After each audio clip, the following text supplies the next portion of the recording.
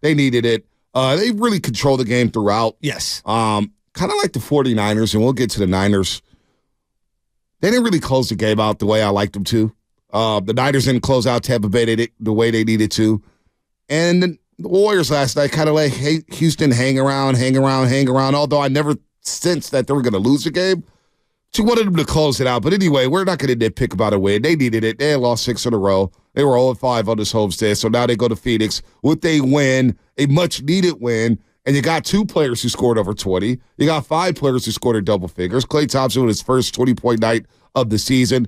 A night after Andrew Wiggins had his first 20-point night of the season. And, of course, Steph led the way with 32 points. So they get a much-needed win, Shasky. We needed it for our soul. I couldn't imagine him going 0-for-6 on his homestand against Dylan the Villain Brooks. No way. You know, we didn't get a chance to talk about it from the other night because just the way that game ended was just brutal. But Steph's suiting up in that game, given everything that's going on with the team and what they need from him. And clearly he's not 100%. Him suiting up in that game Saturday, like, told me everything I need to know about him as a leader. And then you look at, like, the minutes logged over the last couple of games, like, Steph Curry is trying to drag this team to where it needs to go, which is in the positive direction. And to get that win last night where he plays every minute in the fourth quarter, I mean, that Rockets team just wouldn't go away. There was a couple sequences, they're up 10, 11, 12, and they tried to go for the dagger, and boom, the Rockets get the miss. They come down, boom, hit a shot, hit a 3, hit an and 1. Şengün's nice. Yeah, Şengün's come a long way, man. 30 points, 13 rebounds, a little slow. And I know the Warriors, you know, I was talking to some people before the game. He's the type of guy you want him to play because, yeah, he's going to get his in the paint, but he's a guy you can attack defensively. And we saw over and over Steph Curry get isolated on Şengün at the three-point line, and it was barbecue chicken. Defensively, he's barbecue chicken. Offensively, he's going to eat you up in the paint. He's a really good player. The Warriors got dominated again in the paint. 56-18 points in the paint. 56-18 points in the paint. So they got to flip that. But they got wide open threes yesterday. Wide open. They hit a season high 21 threes yesterday. A night after tying the season high with 18 made threes. So 21 threes. The last 2 nights they've shot the ball really well from the three-point line. So that's a positive side. Steph Curry goes 5 of 9. You get Klay Thompson going 5 of 11. You get CP3, Chris Paul. Very good game for him in his starting role. 15 points, 12 assists, 6 rebounds. More importantly, Shasky, 13 of his last 21 from 3 in the last 4 games. So the three-point shot is rolling for him. Rhythmic, in motion. You know what I was really hyper-focused on last night was something that you had brought up, the CP3, Klay Thompson overlapping minutes and what it would look like. And I just wrote down a couple of quick ones. On the third 3 that he hit in the first quarter, which was awesome, the CP3 high pick and roll with Klay Thompson. Boom. Automatic bucket. Great look. His feet are set. He's ready to go. Later on, CP3 is pushing tempo, and he finds Klay Thompson in the corner, and that was one where he pump faked and then went right back up with it. There's something to it. Like, all his best looks were coming off of either CP3 on the floor setting him up deliberately or because of the spacing of the high pick and roll with CP3. Yeah, that's what he needs, and that's what we discuss here, you know. And I know people want lineup changes and they want him to come off the bench or whatnot. We'll see what happens. Maybe they do make a lineup change at some point. Who knows? Who knows what Steve Kerr has up his sleeve here as the Warriors try to get going through 15 games or 7 and 8 right now. But playing with CP3 and playing with Saric allows Klay Thompson to operate with more space, allows him to roam around. And he needs that at this point of his career. There's no shame in that. There's no shame in that at all. Needing other guys to get you open as you try to get your legs back, as you come back from these injuries. And, of course, he's not the same player, but notoriously, he's been a slow starter. We have to keep that in the back of our mind when it comes to Klay Thompson. Now, we get a little freaked out now because he's a lot older in his career, and he's, you know, closer to the end than he is to the beginning. But Klay Thompson over the years, and I have some data here we'll share in just a second here about Klay Thompson and his slow starts. He's notoriously had slow starts. That's who he is. Now, yesterday's a good sign. I thought Saturday early on was a good sign for him. But again, he has to play with guys like Chris Paul, Saric. He needs the gravity of Steph Curry to get going here. So if he gets going and he gets wide open looks, I'm going to live with Klay Thompson getting wide open looks. He's still one of the best shooters if he's wide open. So, and he got great looks yesterday. He touched on it after the game, said, man, I had a lot of great looks that I didn't hit. So he's feeling better about himself going into Phoenix. He hit a ridiculously difficult teardrop three late in the fourth quarter coming off of the screen. But when you've hit a couple of wide open ones, now you feel a little better about yourself. And now you can take that kind of, it wasn't a circus shot, but you can take a shot that's a high difficulty shot where you're coming off of the screen and you're fading as you're catching it. You're on it, though. There is something to the CP3 setting up Klay Thompson and being on the floor with him. I love Saric with him as well. It balances the floor out, and it feels like he's not asked to dribble to set up his own shot. That's the best way of seeing him. I felt really good about Klay Thompson's minutes yesterday. And I thought they did a really good job, squeezing Moody in there just in general. And you saw a couple of overlapping minutes between the two of them. But I thought Moody had a really nice game as well. Yeah, Moody was solid. But I'm looking at Chris Paul here. Chris Paul. Since 1977-78. Check this out. Yeah, give it to me. When turnovers were first tracked for individual players, Chris Paul this season is the only player with 115 assists and 18 or fewer turnovers over his first 15 games of a season. And this is why they traded for him. Because of the lack of turnovers. Yeah. He gets the ball in the right place. He runs the offense. He's the point guard. He's going to get guys good shots, and he's going to take care of the basketball. Again, since 77-78, when turnovers were first tracked for individual players, Chris Paul this season, the only player with 115-plus assists and 18 or fewer turnovers over his first 15 games of a season. It's pretty good. So they played 15 games, and it's not the full season. I get that. But I walked in here, and I said to Spadoni and I said to Sam Lubman, I said, guys, through 15 games, Steph Curry's their best player. I think CP3 has been their second best player through the 15 games. What do you think? Yeah, sure. Absolutely. I mean, but here's what I say to that. Can Chris Paul be your second best player and get to where you need to get to?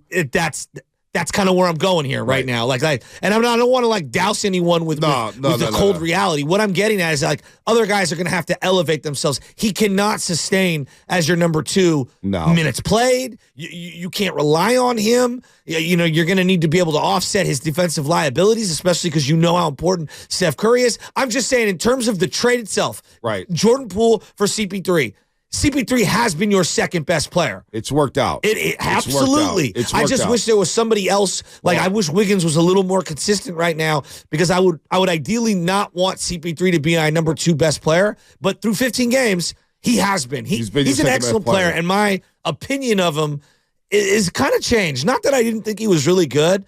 He's just so smart. I knew he was smart, but when you watch him game in, game out, pacing, controlling where a guy wants to get the ball on the floor, minimizing, bad tempo, bad shots. He's just a floor general. We touched on it with the postgame show last night when he was talking to Bully and I. He talked about point five basketball. He's learning how to play point five basketball.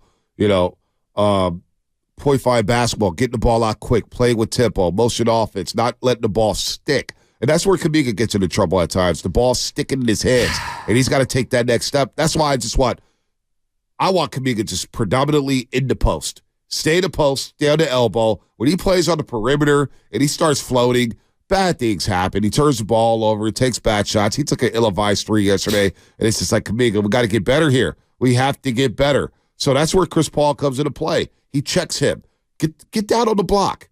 Make things happen. And then Kuminga got into it with the refs. He got into an attack. And then he tackled the guy on the next play. But here's the problem. Night. This is the conundrum with Kuminga. For me, he tantalizes you with the one play. So, for example, I wrote it down. Kuminga, stutter step, fake three, and then he gets the dunk in transition. And you're like, ooh. And then what does he do on the very next one? Turnover. Yeah. And then later on, he just takes a three without passing the ball to anybody. And so he's maddening. Yeah, he is maddening for a young player. He's got to move the basketball. I do, that's why he's a young player, and you don't have that respect yet. You don't have that clout yet in the league, and so you have to earn that. And so when Kuminga, look, he's got a lot of talent, and I love him. I don't want him traded. I want him to play, but he's got to pick it up here. He's got to play smarter. He's got to play with more IQ. And that's where it gets frustrating with Kuminga. Everybody wants to see him play and wants to see him start, but you can't start when you play like that. Not when you play with Steph Curry, so he's got to get a little bit better here. As far as Andrew Wiggins, I do like the energy. I do like the activity. I like the 7 rebounds.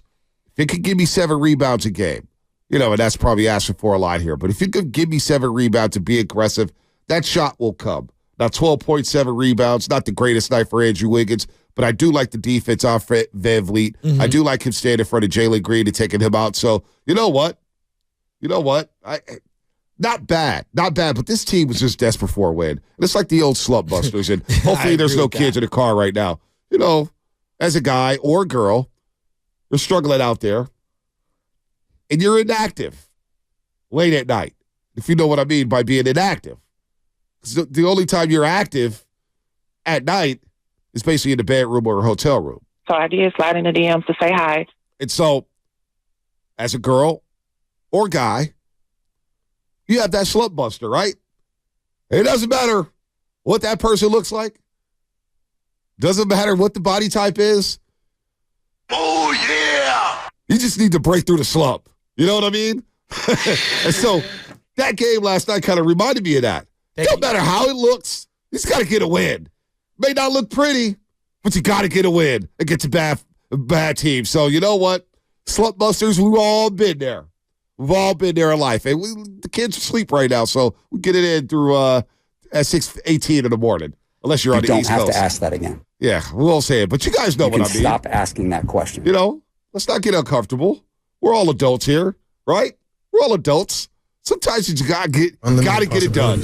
No matter what it looks like, no matter how it feels, you just gotta get it in. And the Warriors needed a win in the worst way, and it didn't look good. It wasn't pretty, but sometimes you just need to bust through the slump. And I digress. It's okay, Shallow Hal.